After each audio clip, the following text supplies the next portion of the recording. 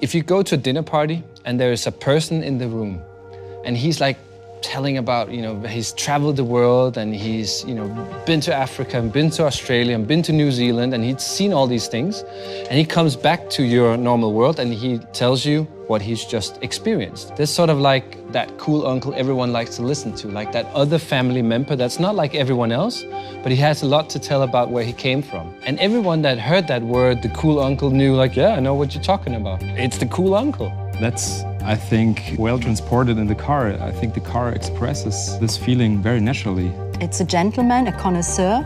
So with all these words, we had pictures in mind what it could look like. It is precision, which we brought in this car by doing this frame, for example. The nice thing about it, it's a frame, but not with a 2D picture in it, but with a nice crowned round volume.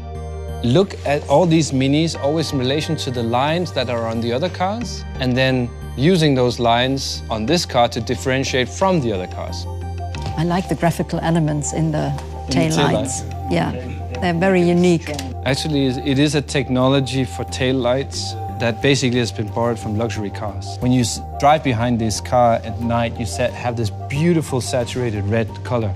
This is very interesting because it changes color, and because you've got different layers here, you just get different lights through. So also the pattern changes. I think that's quite tricky, and it looks very nice with all the other ambient light features inside.